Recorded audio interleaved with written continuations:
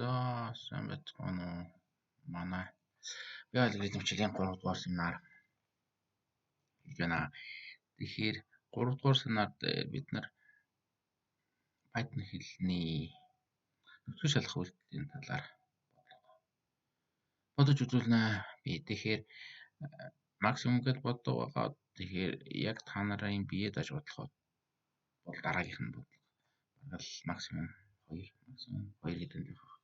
За бодлогын талаар гэвэл бодлого дээр юу хийх ёстой вэ гэхээр 2 тоо өгдөг юм байна. За тэгээд x эргээд 2 бодтоо бодлоо. Тэгээд энэ хоёрын хамгийн их нь бол 2 тооны хамгийн ихийг бол олдог тийм програмч гинэ. За тэгэл 2 3 гэсээр гал бахан тооны за оролтон дээр 2 тоогоос нь заагаад тусгаарлаж өгөх юм байна. За бид нэр ингэж авдаг болсон байгаа. Оролтон дээр заагаар тусгаарлаж авч чадна Python дээр за өмнөх видеонуудыг үзвэл дээр нь бүр 2 тоогоо заагаар тусгаарлаж өгчөөд эхний тооны өмнө ч юм уу 2 дахь тооны ард нь ч юм уу янз бүрийн хоосон займаа илтгүй юм байвал бүгдийг арилгацдаг ч тийм функц үзсэн байгаа. Тэгэхээр тэрүүгээр арилгаач болно. За тэгээд таслаас хойш нэг оргийн арвчлалтай гэдэг бас түрүүний видеонд үзсэн. Тэрийгэ дахиад давтаад хийжээ. Тэгэхээр нөхцөл шалах үйлдэлийн талаар Python хэлэн дээр за хэлээ Python болгоо сонгоцсон. Тэгэхээр Python хэлэн дээр хоёр за юу ч програм ахнаас нь бичээ. Тэгэхээр ингэсэн байгаа. За түрүүчийн видеон дээр эхлээд зүгээр оролт авч ирснаа сүүлд нь буцаад оролтод зассан байгаа. Одоо шууд ингээд явж ер нь баг програм болгоны ихэнд явах. Юу түүхий оролт гээд програм гэдэг нэр нэчээ. Ийм оролтыг бол бид нар зүрхгээд input гэж авчиж болно. Ер нь бол Python хэл яг оролтоо ингээд үндсэндээ бол тэмдэгт мөрөөр авчиж байгаа. Тэнгүүд бид нар тэрийг нь цэвэрлэгдсэн оролт гэдгийг нь гаргаж авахын тулд тэр brow гэдэг тэмдэгт мөрийнхөө string-ийнхаа strip гэдэг функцэнд дуудаж байна. Энэ бол яг нөгөө юм хүмүүс цэвэрлэнэ гэсэн үг л дээ. Янз бүрийн хүнсний ногооны хальсын цэвэрлэх юм уу? Энэ гадна талд байгаа юм авч хийнаа гэсэн. За тэгэхээр нөгөө урд хойноогоо хоосон зайнууд enter хийгээд юм тийм өөрчилжүүлэх. Эдний харагдахгүй тэмдэгтийн бүлийг аваач. Тэрнийхээ дараа бид нөгөө a b биш x y гэж хувьсгч авах болно. X y гэдэг хувьсгч маань бол одоо input-аас авахгүй input маань нэлээд цэвэрлэгцээр гад clean гэдэг нэртэй болсон байгаа. Clean-ийн юмтай тогтцоог байгаа. За тэгээд clean-ээсээ бид нар split функцээс тэрүүгээр хоосон заагаар тусгаарлана гэдэг нэр авч байна. Split юм ха. За тэгээд оролт бол ер нь болчихж байгаа. Орлон дээр нэг юм дутуу тэр юу гэхээр одоо бид нар энэ x y-ийн ямар төрлийн хувьсгч вэ гэдгээ info байгаа. За бусад програм хэлэн дээр уулын шууд хувьсгчаа зарлахтай нэг нь заагаад өгч байна. Манай Python бол ийм онцлогтой хувьсгч нь ихэндээ ер нь дандаа л string гэж байдаг. За ингээд юу болгочлаа? Буцраатай болгочлаа. Одоо яг бид нар аль нэлээсээ их вэ гэд ихийг нь одоо нэг max гэдэг хувьсгчд хадгалчихсан. Тэгэхээр хэрвээ за нөхцөл шалах үйлдлийн хувьд бол Python дээр if гэчээд ард нь нөхцөлөө хаалтанд хийхгүй зүгээр нөгөөх нэгэ задгаа явж гин. Ягаад ч юм. X нь их байвал гэчээд одоо энд бас нэг сони юм тодорхойлох зүйл байна.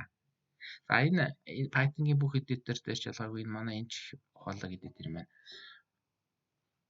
За би дараагийн видеонд шууд Python-гийн өөрийнх нь юм дээр нэг юм. Веб дээр ч гэсэн ийм юу яваад байна. Одоо энэ төр дарчвал ингээд ийм удаасаа нэг таг багтсан юм шиг юм. Хоосон доголь мөр гаргаад байгаа. Энэ доголь нь их чухал. Бусад хэлэн дээр бол ингээд if дотор байгаа юмнуудыг бол дандаа ийм их алтанд хийн гэдэг. Python-гийн хувьд бол ийм доголь дотор л юмнууд байх хэрэгтэй. Доголн дуусчвал тэгээд нөгөө бүлэглэсэн үйлдэлүүд нь дуусчлаа гэсэн. Тэгэхээр ийм байдлаар бүлэглэдэг. Их алтны оронд л доголь хэрэгэлдэг гэсэн. Тэгэхээр ийм байвал бид нар max гэдэг хувьсгчтандаа ихний аль нэг x нэг x юм. За одоо доголог дуусчих. Else гэж бас юу байгаа. Үг байгаа. Гэхдээ нэг чамин юм бас л энэ нөгөө тодорхойлох зүйлээ тавина. Тэгвэл эсрэг тохиолдол гэхээр чинь нөгөө Y-ийн их ч юм уу те Y их сайн эсвэл тэнцвүү ч юм уу тэр тохиолдолд тэгвэл Y-ийг нь авчих юм. За би нэг C+. За ингээд энэ бол ингээ болчихдог хаа. Ингээ болчихдог. End man гэсэн бичихгүй. За тэгэнгүүт одоо бид нар хариугаа хэвлэнэ. За миний C хэлнэ. Бол байгаад байна. За тэмдэгт мөр дотор бичнэ. Юуг нь форматыг. За тэмдэгт мөрөөс үлдэнэ чи одоо эхлээд артынх нь амархан хэсэг нь чи. Бид нар их Python 3.0-ийн форматаар чи агаар хэлгээд байгаа. Тэгэхээр бид нар max гэдэг хүсэгчийг форматанд оруулаад хэвлэх гээд байна. За энэ дотор байгаа юмнууд бол эхлээ их алтан дотор нөгөө их алтан маань энд явж байгаа. Хувьсгчийнхаа форматыг зааж өгөх гэж байна. Хэддугаар хувьсгч вэ гэхээр 0 дугаар хувьсгч гэдэг. Энэ формат гэдэг дуудалтын дотор max-аас гадна бас таслал тавьж байгаад max одоо юу ч гэдэг. Таслал A, таслал B гэдэг олон хувьсгч байж болно. Одоохондоо бид нар ганцхан дотор хэвлэх гэж байна 0 гэж чинь. Тэгэл энд нь яг нөгөө C, Java-гийн шиг zig 1 F гэж чинь. Тодорхой тоог таслын ард нэг оргийн нарийнчилтаа хэвлэнэ гэдэг. За ингээл явуулна да. За янз бүрийн алдаа гайгүй байгаа да. Гайгүй юм шиг байна да. Ер нь бол тэгэхээр нэг тийм өөр төрлийн хэл болохоор ингээл цэвэрлэл, барайл ингээд end clean гэж тэнцвүүгийн зүүн талд байсан бол баруун талд нь гараад чи тийм үү. Энэ raw гэдэг ч гэсэн түүхийг судалтаагүй маань энэтэй гараад нэг иймэрхүү байдлаар ингээд цэвэрлэл яваад байдаг. Нөгөө хэрэгтэй мэдээлэл авч явахын олж авахын тулд тэмдэгт мөрөөсөө энэ тэндээс нь юм хасаал яг гол мэдээлэл рүүгээ хүрчиж байна. Нэг ийм хийдэг. За ингээд энэ гайгүй байх гэдээ явуулчих. If-ийн ард end if гэж байдаг байна. За ингээ явсаа. За гайгүй хөрвөл талтай байхгүй гэсэн. Энд дээр нэгэн тоо шууд гараад ирвэл.